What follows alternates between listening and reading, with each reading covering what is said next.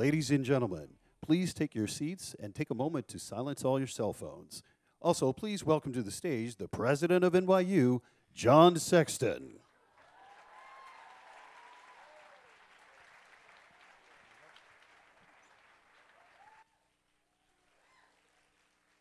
So it's wonderful to feel the energy in the room. For those of you that are with us on live stream, there's a big snowstorm that's outside of these warm halls, but nothing could dampen the enthusiasm here today for our guests and this event. This is an event which we announced just 2 days ago, and within 2 hours, this room was filled with 500 excited people, and the rest of the building is filled with overload crowds. So the magnetic power of what you're about to see is undeniable, and we at NYU are just delighted to host what will be an important conversation and an important event. For me, it's very emotional. I think I couldn't put it any better than President Clinton himself put it about 10 years ago. He was here on campus. We're very proud at NYU that the president and the secretary and Chelsea are what we call penumbral members of the NYU family. They really are special to us, and Melinda Gates becomes such a penumbral member today as well, having just received the official signature of that, which is the presidential hug. But President Clinton was at the Stern School about 10 years ago, and I introduced him, as you would, a former president, and he got up and said, I think I can quote him almost exactly because it was so true, it resonated with me. He said, 20 years ago, John and I met for the first time, and he and his wife and I and my wife were vacationing together, and he and I walked along the beach, and it was 1983 summer. No one who knew the two of us then would have expected that we would have done what we've done in the intervening years.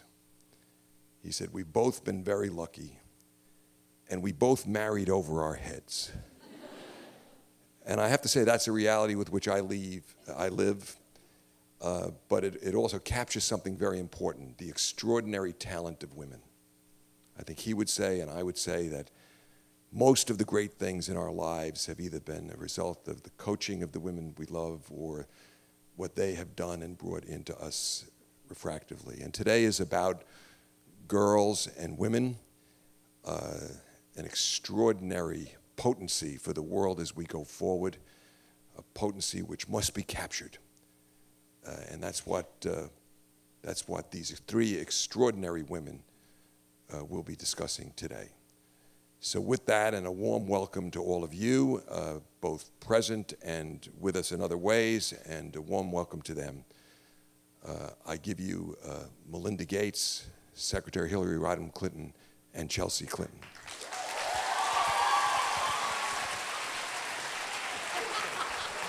Now that means we have to teach.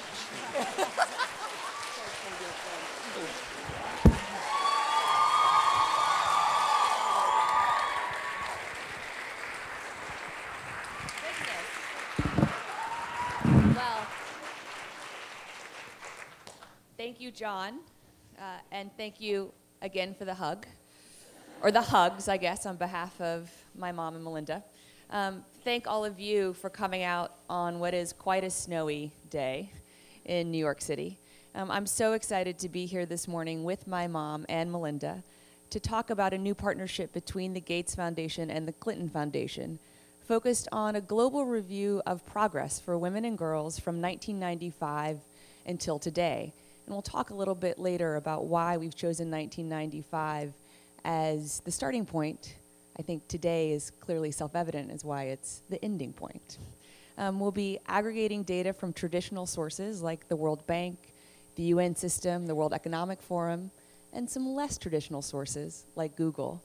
And we'll be highly focused on ensuring that the data is not only easily accessible, usable, searchable, sortable, if that's a word, but also that it is understandable to anyone, anywhere. So that students like those of you in the audience here today, people much younger than you, girls and boys, here in New York City and around the world, or policymakers, whether they're sitting in Washington, D.C. or other capitals in other countries on every continent, can use the data to make the case for why investing in girls and women and empowering girls and women isn't just the right thing to do, it's also the smart thing to do. So I'm so excited to be having this conversation today with not only Melinda and my mom, but with all of you. I know many of you submitted questions, which will magically appear on this screen before us. But I hope that as the conversation progresses, if you continue to have questions, you will continue to submit them so that this really can be a dynamic conversation between all of us in the room this morning. Mom, do you want to talk a little bit about why 1995 is the launching point? I do, and I'm delighted to be back at NYU and to have this opportunity, along with Chelsea, on behalf of the Clinton Foundation and in partnership with Melinda and the Gates Foundation, to talk about the exciting work that we are undertaking together under the rubric of the No Ceilings project. And basically, it is rooted in what was accomplished in Beijing in 1995, before some of you were born, but not all of you. And I think that the point of it is, in 1995, 189 countries came together to agree on a platform for action for the full participation of women and girls in the political, economic, social, civic, and cultural lives of their societies and the world.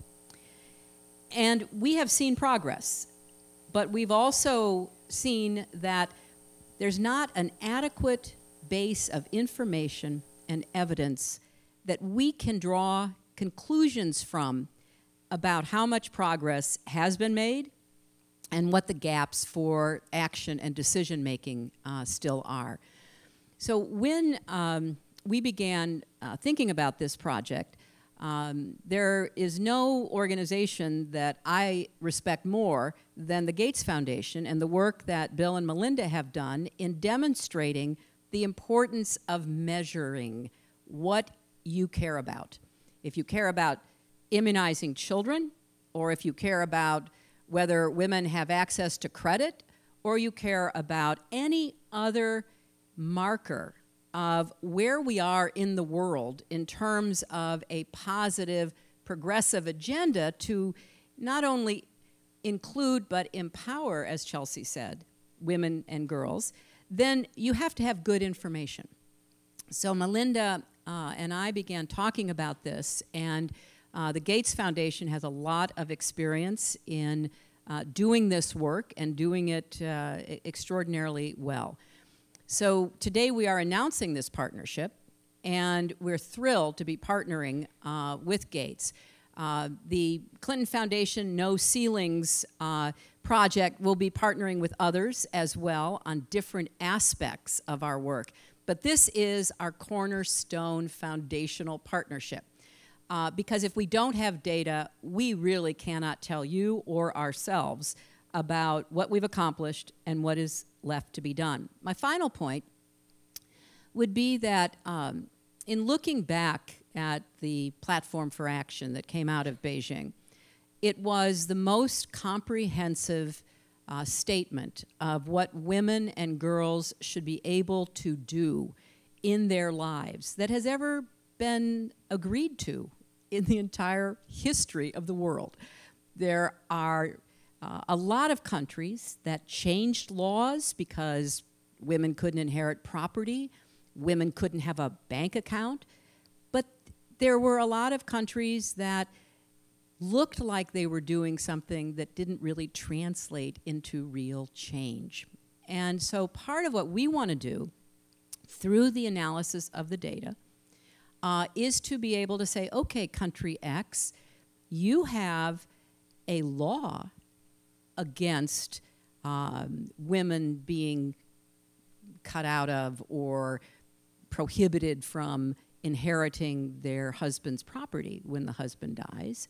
But in reality, based on the information we have, you don't enforce it. And so we want to be as specific as we can in really digging down into what has happened between 1995 and now. And we're working closely with the United Nations, which will be doing a nation-by-nation survey as they move toward the 20th anniversary of Beijing in September of 2015. So with that, let me turn to Melinda, because as I said in the beginning, we are so admiring of what she and Bill and their team have done in making it cool to collect and analyze data, or as Melinda memorably said at an event we were doing at the Clinton Global Initiative last September, in her house, being a nerd is a high compliment. Because that's where you find out what's really going on. So, Melinda. Thank you. Well, it strikes me as we came up here on stage that Chelsea is the only person that can be on stage and call Secretary Clinton Mom.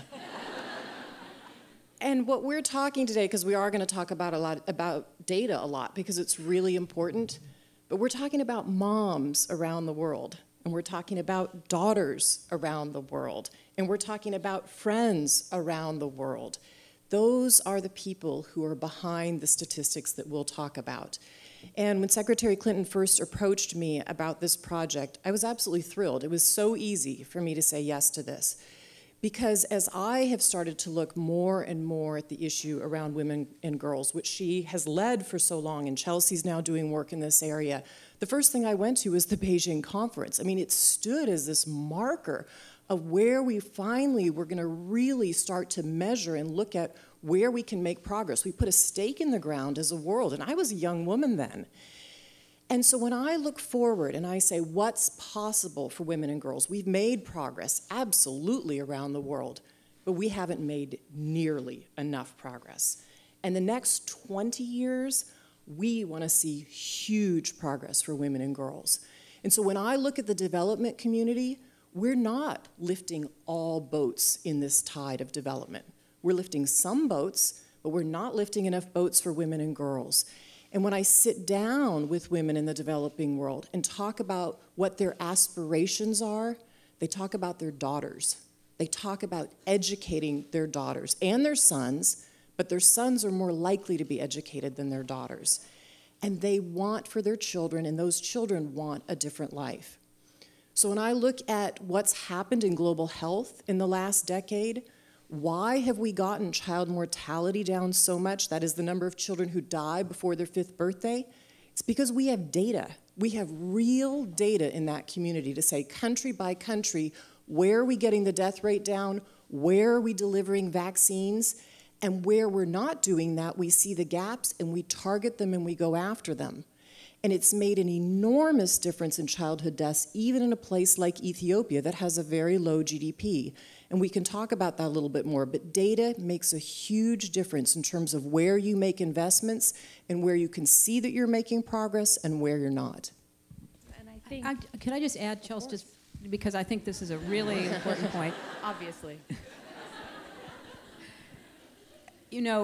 When I went to Beijing and was part of that historic and transformational event, both the official event, which took place under the aegis of the government of China, but then the unofficial NGO event that was pushed, an hour outside of Beijing so that it was a little more difficult to get to. But at both venues, the commitment was real, but the underlying information was limited.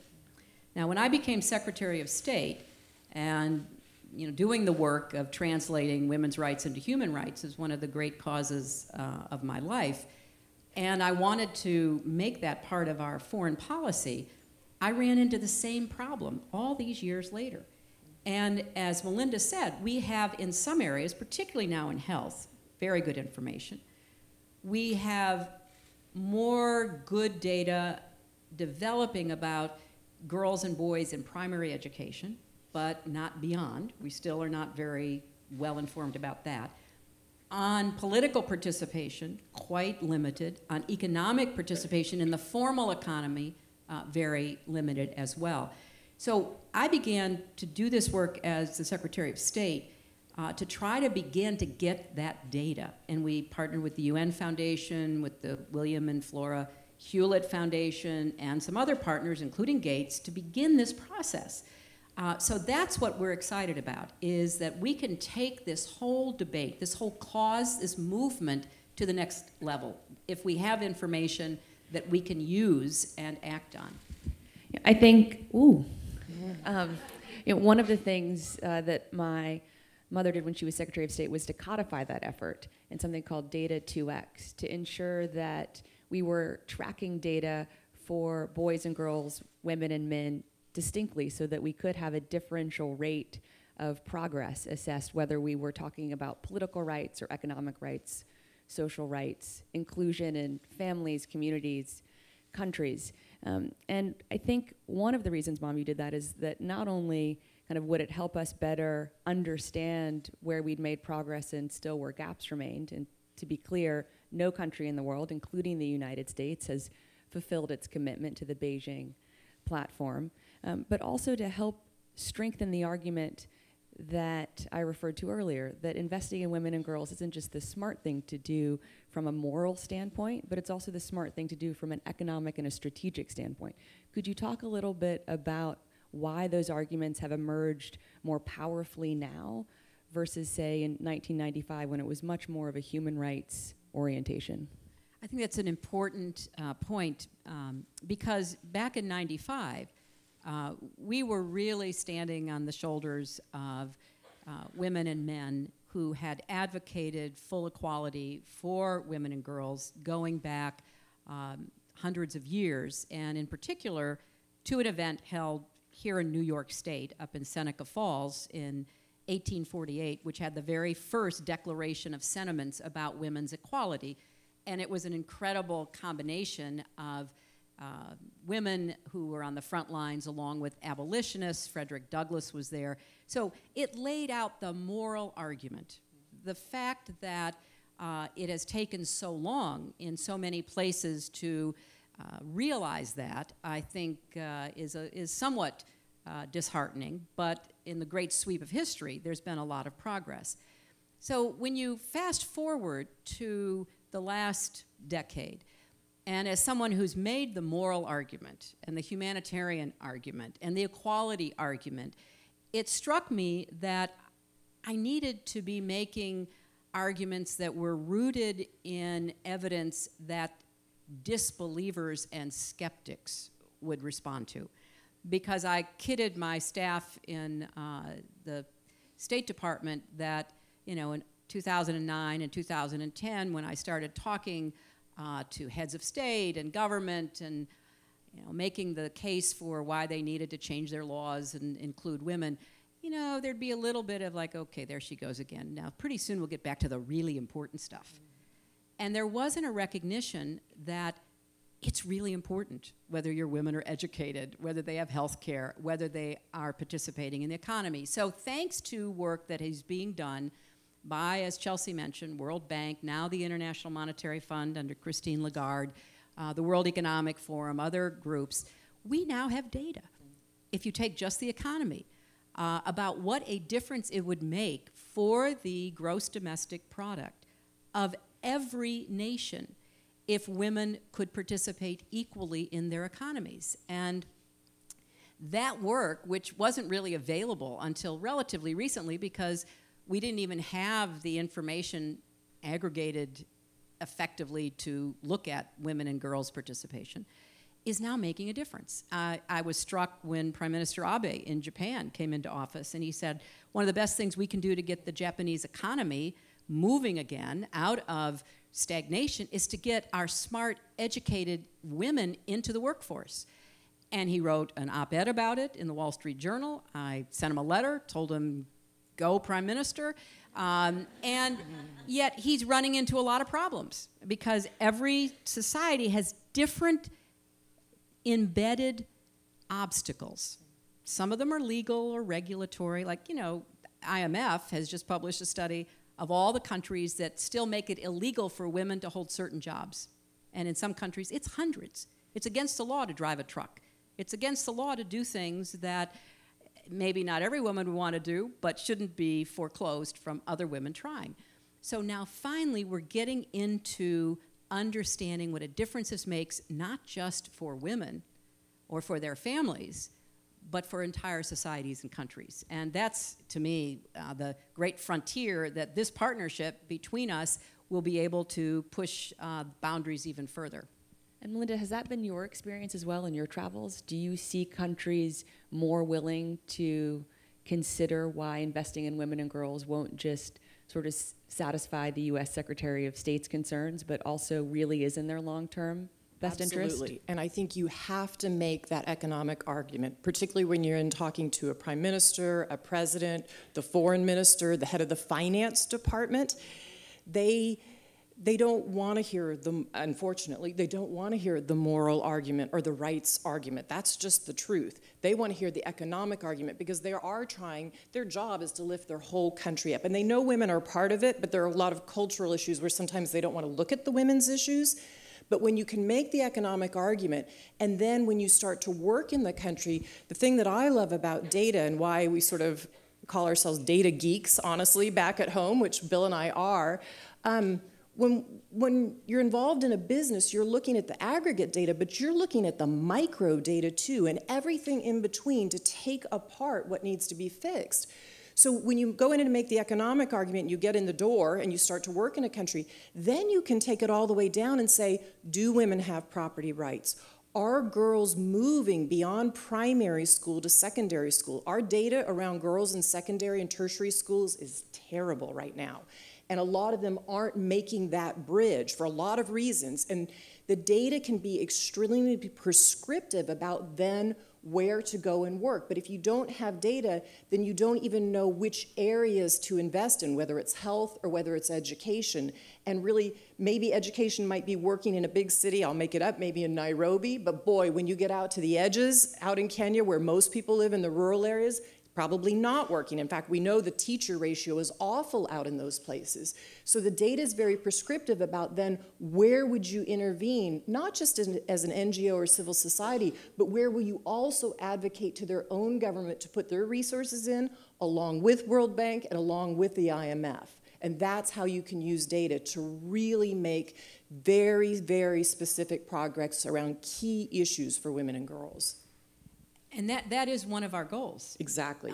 Is because Melinda and I and Chelsea are so committed to this, we want to do it and then widely share it. I mean, this is as Chelsea said, and maybe you could say something else about it too, we want this to be as broadly disseminated as possible, because what I have learned in my travels is the power of a small group of people, like Margaret Mead famously said, to make a difference. But just as Melinda pointed out, they too have to have more of a case to make than just, you've got to treat me the same. Instead, they have to be able to say, look what we're losing because we haven't educated our girls. Look what we're losing because women are in the so-called informal economy, which nobody measures.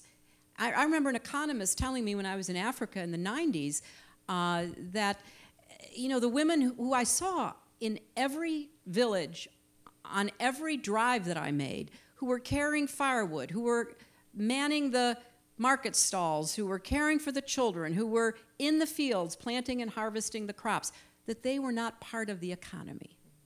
And I remember saying, you know what, if the women, pick a country, pick a continent, if the women who are in the informal economy stopped working tomorrow, your entire economy would collapse.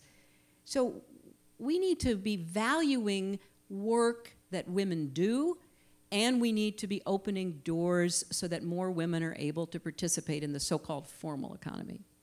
I think on the data front, one of the things that we're equally committed to beyond aggregating the most powerful and compelling data that we can find is ensuring that it can be accessed and disseminated on different platforms around the world.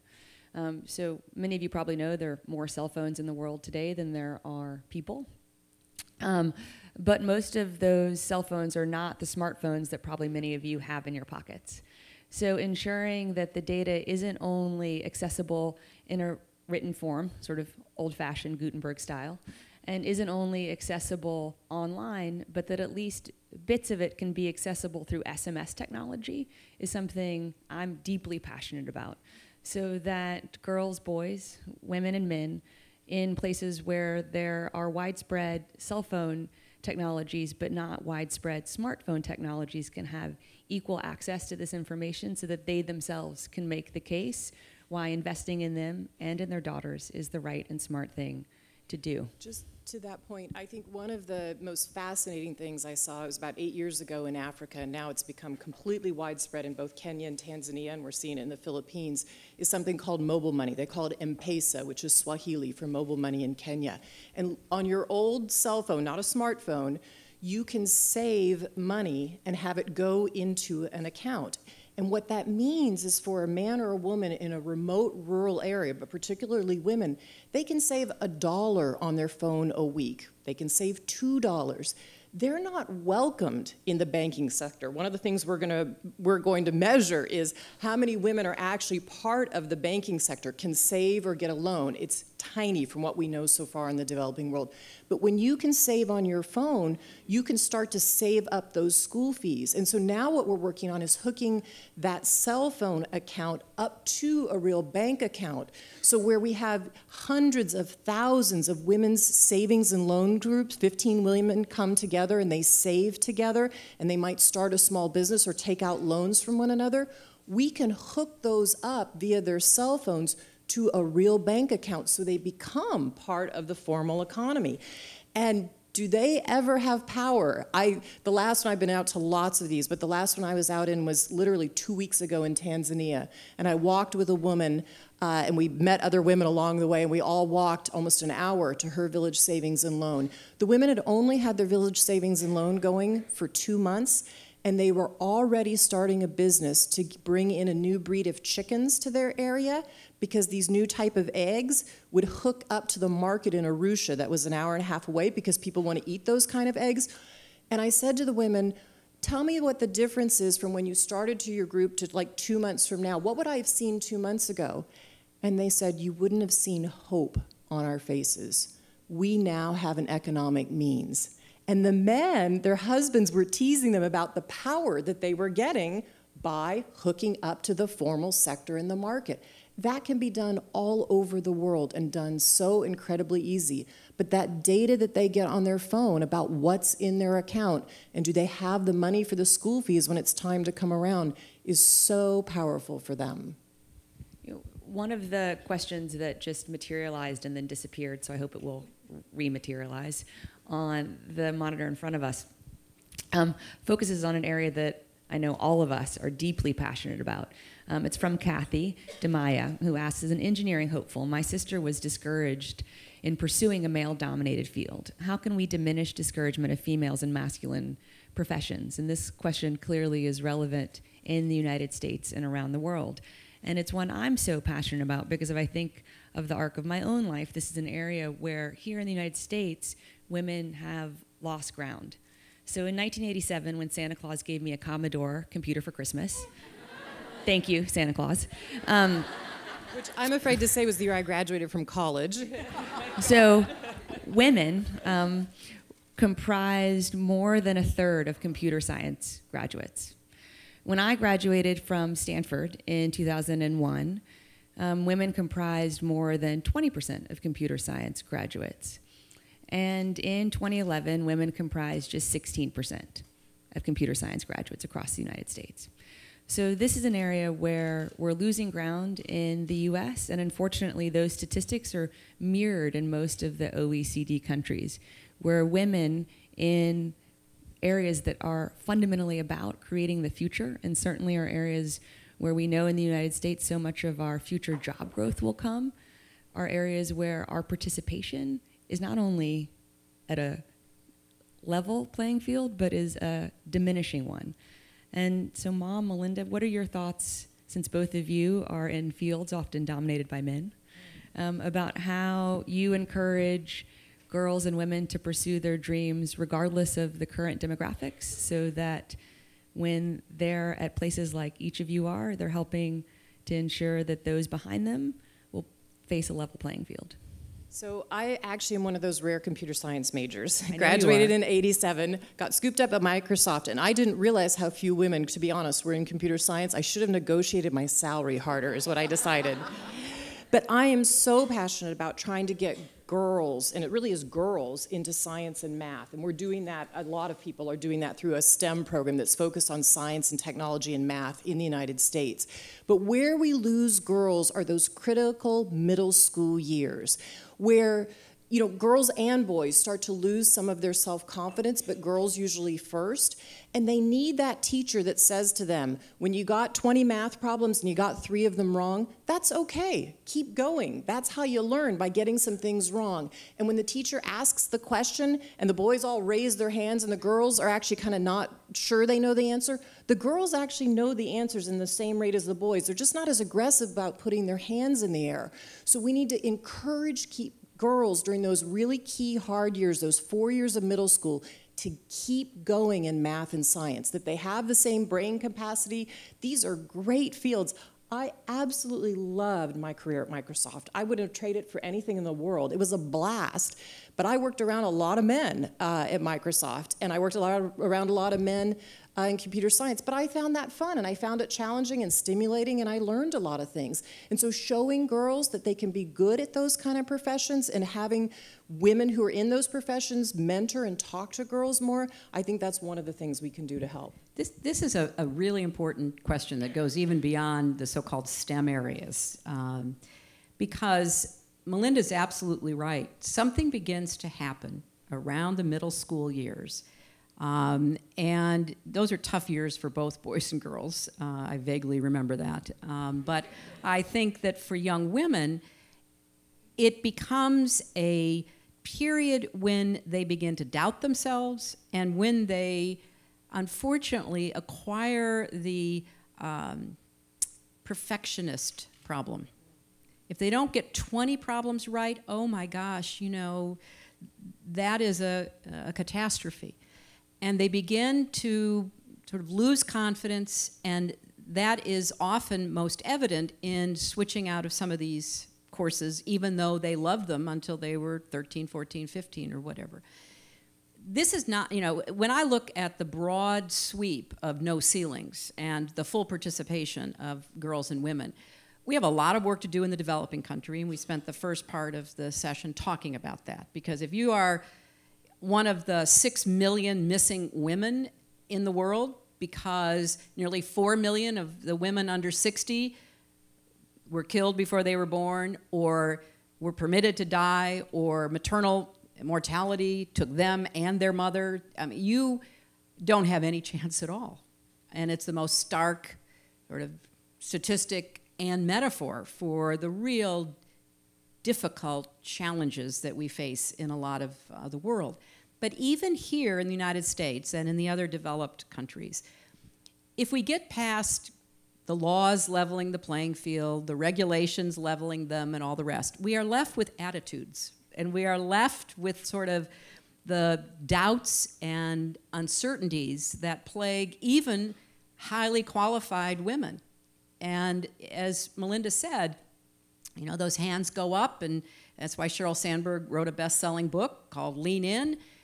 I have employed, by this time, a lot of very talented young men and young women, and offering a promotion or expanded responsibilities to a young woman almost always provokes a response, something like, oh, I don't know if I could do that, or are you sure that I could do that, or I'm not positive I can take that on. I have never heard that from a young man, ever. So part of what we're doing here is, of course, focusing on people who are so much more on the edge in terms of what they're capable of being able to do and what they're prevented from doing. But I appreciate your raising this, Chelsea, because we don't want to forget that even in our country, there are missing opportunities. And there are women who edit themselves, which is Cheryl's whole point, so that they don't negotiate, they don't do what they love, what their passion might be. They don't work through all of the voices in their heads saying, you're not good enough, you're not thin enough, you're not attractive enough, you're not this enough. and they get through that to be able to do what they love, whether it's, computer science or law or anything else that might be, that passion. Well, I think it's really hard to imagine what you can't see, and so I'm deeply grateful to both of you for doing what you do. And Melinda, you mentioned earlier that I am the only person lucky enough to call my mom. And I do think attitudes matter. And so I do think it is, yes, about encouraging young women when they're in middle school, high school, even college, but it's also about encouraging teachers to call on their female students, and it's about encouraging parents to continue to support and push and affirm their daughters in their ambitions, whatever they may be. And I'm so grateful that my mom did that. I have this vivid memory of being, this is a really embarrassing story, but it's a relevant one, of being a freshman at Stanford and calling my mother hysterically crying one day. And I think she thought I must have broken a limb. And finally, when I stopped convulsively crying, and she said, what's wrong? I said, I just got a B- on a chemistry test. I'd never gotten anything like a B- before. And there's dead silence on the other end of the phone. And my mom said, did you study hard? I said, I studied really hard. She said, could you have done anything else? I said, no, I couldn't have done anything else. She said, was it graded on a curve? I said, it was graded on a curve. And the C was the mean of the curve, so I guess I was, above the mean. But still, I got a B- to start crying again. And my mom said, well, are you still happy you took the chemistry class? I said, of course. I love organic chemistry. She said, well, that isn't that what matters? And it was like this revelatory epiphany, aha, like the skies opened, the angels came down. And I said, yes, you're absolutely right. Needless to say, I never got an A in the class, but my grades did get better. And I certainly never cried again because I realized that was something I was deeply passionate about. And I was so grateful to my mom for reminding me of that. And so I do think it's important that mothers, and yes, also fathers, continue to support their daughters, even when we struggle in pursuit of things that may not be our future careers, but that are passion projects for us. So thank you, Mom. And I think that's a good pivot into the next question, which I'm thrilled by the bottom note saying that this was a popular question from John Pine, who asks, what is the most important thing men can do to support women and girls who aspire to leadership positions? Well, I do think that the men in a girl's life play a major role. That's sort of a simplistic statement, but so profoundly true.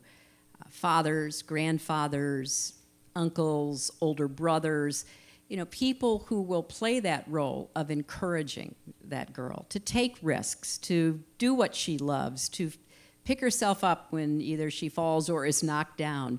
There's been a lot of research showing that fathers of daughters play a major role in encouraging their daughters to go on to higher education, to go out into the world, to take on whatever lies ahead of them. So you can't start this conversation without saying it's really the example and the encouragement that you get from the men that are most involved in your life from the very beginning.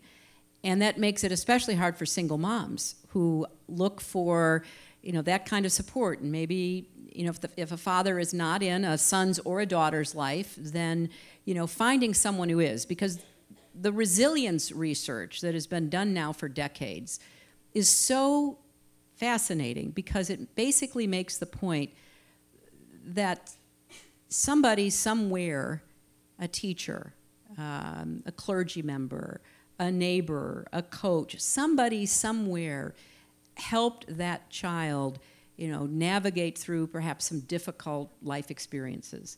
And where it isn't within the family, then we still need some opportunities, as Melinda was saying, the teacher who calls on the girls. We need some men in positions of authority and responsibility to model that. And then if you go from sort of the personal to the public and the political, we need leaders who do that. One of the great examples are the last 3 presidents that we've had in our country, because they only had daughters. Obviously Chelsea is our daughter. President Bush had his wonderful twins, Jenna and Barbara, and President Obama has, Malia and Sasha. And they are, in effect, modeling the importance that those young women have to them. And more men are in a position and can do that. And it's something I particularly would like to see in some of the countries that still have a long way to go in providing women opportunity, that male leaders make it clear they're just as proud as their daughters. They have invested just as much in their daughters' futures. But then there's an additional step to take, because one of the problems that I have seen is in a lot of societies there is a band of elites who understand that their daughters go to Oxford or Cambridge or Harvard, just like Benazir Bhutto did in her life. But below that band, there is no awareness whatsoever of the importance of educating all girls, of opening doors of opportunity to all girls, because then it becomes a class issue. It becomes an issue rooted in unequal experiences and perceptions. So I would like to see more leaders, and this may be something we try to encourage, more leaders in countries where women are still considered second class, if at all, below a certain level of income and education, to be seen as valuable, and to have the leaders set that standard as a message to their culture as well. So I think there's a lot that men can do, both in the very personal interactions as well as you go up the level of visibility and public responsibility. I'll just add one thing. I completely agree with what you all have said, and I'll just add one thing about the U.S. I think men who are in any position, management, leadership, etc., we need to ask them to look for women who have the skills and help lift them up, because they're already in those positions. Women who are in our positions can help to lift women up, right? But we've literally had scientific jobs open at the foundation, and because there's so few scientists, we'll get all male candidates. And I won't let the interview loop go forward until there are female candidates. Doesn't mean a female always gets the job, but there have to be females in that pool.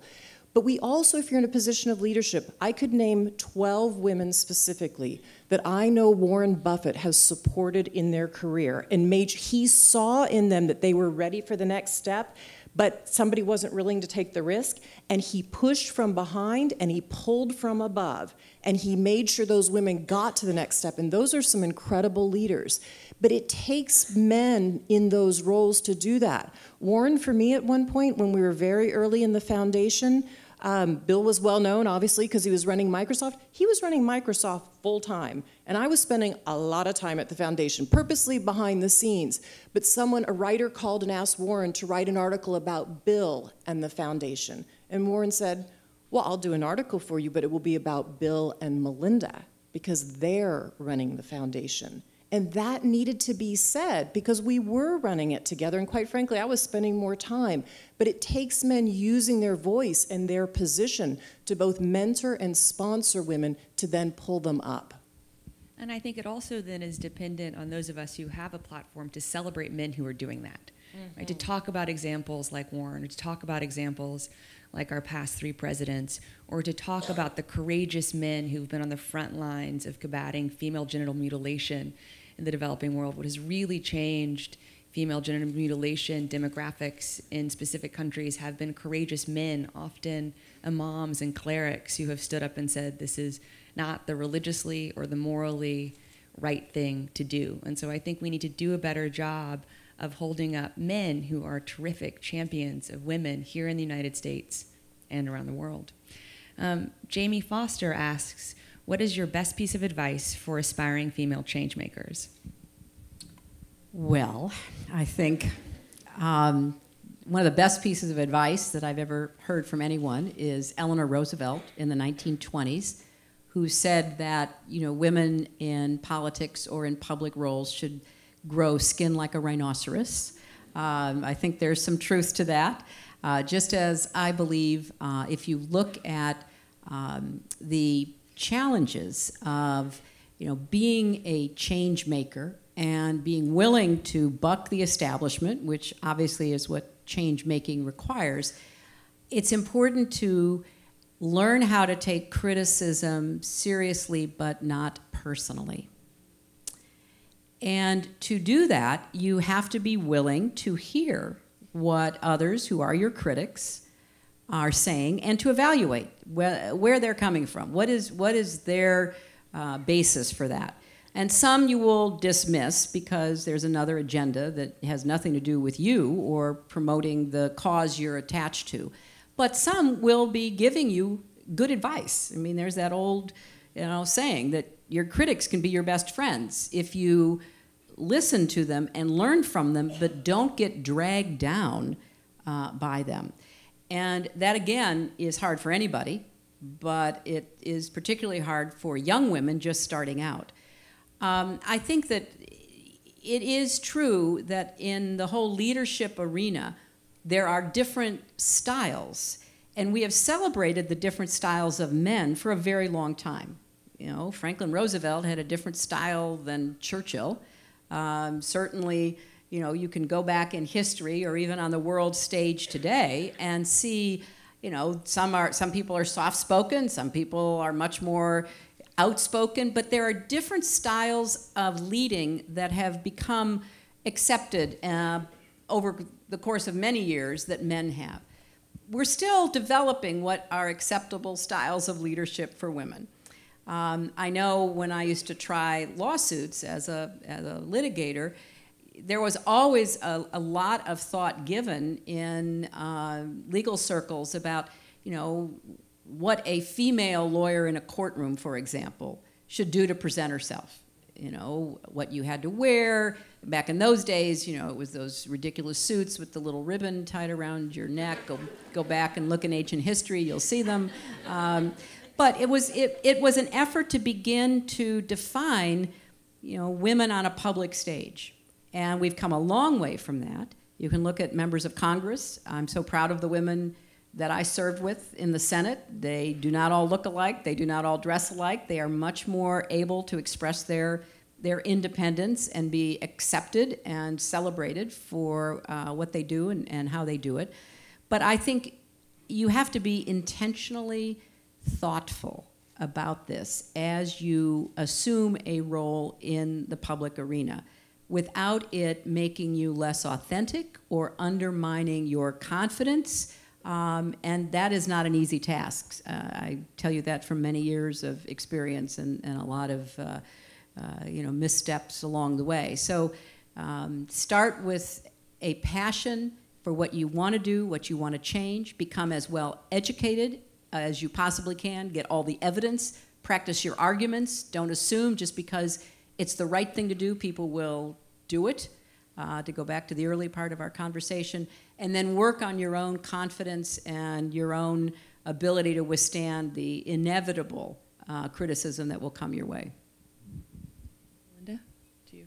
Well, I would echo many of the same themes, and I would say, you know, when you're out in the world being a change agent, I experienced much of similar, I think, maybe to some of yours. When I was early at Microsoft, there were almost no women in management. There were two.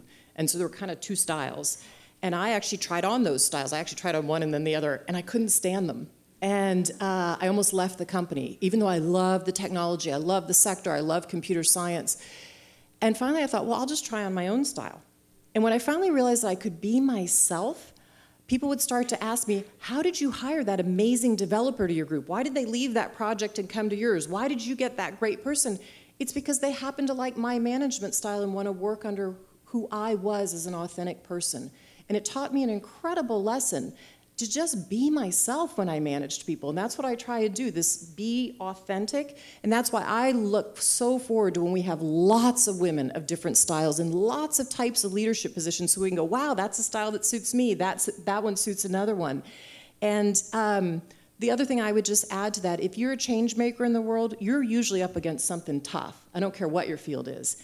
And so have a base of support back home that you can rely on, that you can try your ideas out on first, you can try that speech out on, you can try your trial lawyer, but that they will catch you when you come back home. And when you are out in public and you stumble or you do something really hard and you're up against your critics and you need to hear them, but it's hard and it brings tears sometimes, that you have this safe base of support that you can go back to who's always there for you. And I think that's really important no matter what role you're in. That's great. Final question comes from Serena.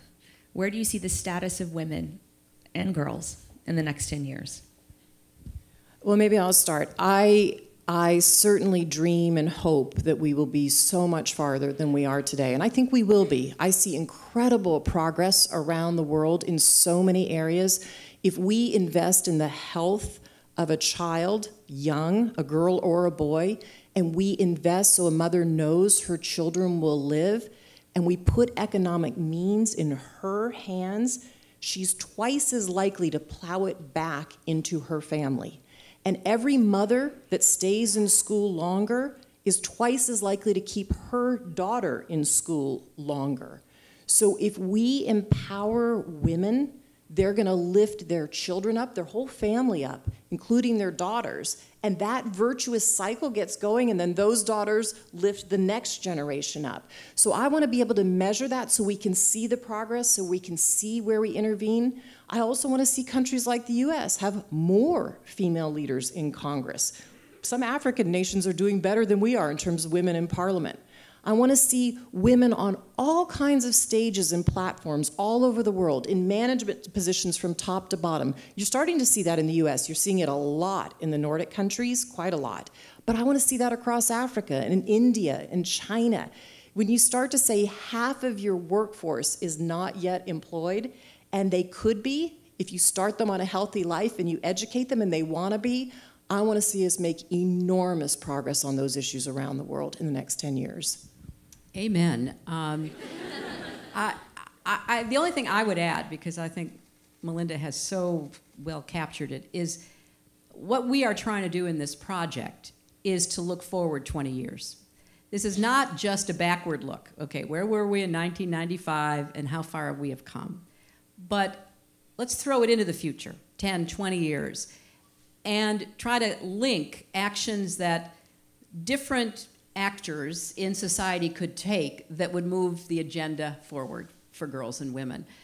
And I'm really pleased that 2015, which is the 20th anniversary of what was done in Beijing, coincides with what's called the Millennium Development Goals, which were adopted in 2000. And they set goals that the world has made progress toward, reducing, maternal mortality, increasing the number of children in school, and the like. And there is a very important effort going on about what the Millennium Development Goals should look like for years ahead, because they really converge. We need to lift up the economic well-being of countries so that men and women will have more opportunity. We need to work with governments so that they understand how to take care of the health of their own citizens. And frankly, the work that the Gates Foundation, the Clinton Foundation does begins to recede and disappear because governments and local communities know more about what they should do. So we want to look at the benchmarks for girls' and women's progress, but we're also very aware that they are embedded in the broader development agenda.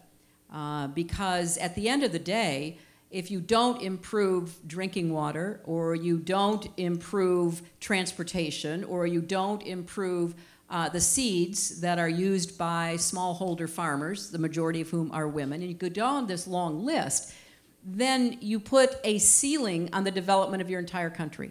So we will be focused on the potential for girls and women and how we push that agenda forward, but the work that Melinda and Bill and the Gates Foundation have done, the work that my husband and then Chelsea and that I have now joined have done, is to try to find ways to help people solve problems so that they have better futures.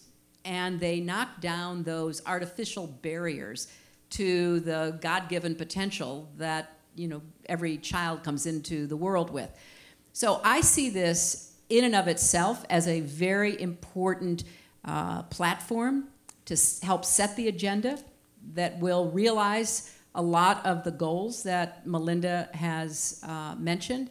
But I also see it as converging with the good work that is being done around the world to try to keep pushing forward a better opportunity agenda for everybody. And I guess, Chelsea, I would turn to you and ask you, because you have a slightly different, well, you have a greatly different perspective than I do about how you see all of this developing. So how you would get the last word on this, I guess. How would you see girls and women in 20 years, and what are the best ways of getting there? Well, I think that, well, I certainly hope that we have fewer ceilings. I would have a hard time imagining quite how we get to no ceilings, but I hope that we have fewer ceilings, and I hope that those that still do exist, partly through the work that we will do and the work that others will do, people will know how to break down those that still persist, whether they're here in the United States or anywhere around the world, and that we have a very clear view of what will help crack and break those ceilings, whether in economic, political, social, or cultural spheres, regardless of where one is standing in the world. And so I hope that in 10 years, if we're back on this stage having this conversation, we're focused on what has worked and what work still remains, and also then how we enfranchise other groups that have historically been disenfranchised in the full participation project of the world, whether that's people with disabilities, whether that's still LGBTQ young people around the world, so that we have an even more fuller, complete definition of participation, and we know what ceilings we have to tackle next. So I can't wait for the work ahead. I'm so thrilled there are many young women and young men in the audience today. I hope that those of you who have joined us today in the room or on live stream will ensure that we are thinking about data and participation and dissemination of data and syndication of the participation agenda in a way that is relevant to all of you. So please send us your ideas. Yes, they're cards that have our website on it. We're very serious about ensuring that this is as democratized and as authentic a project as we collectively can imagine and then go about doing the work of. So thank you all again for joining us on still quite a snowy day. And I can't wait for the conversation and the work to continue. Thank you very much.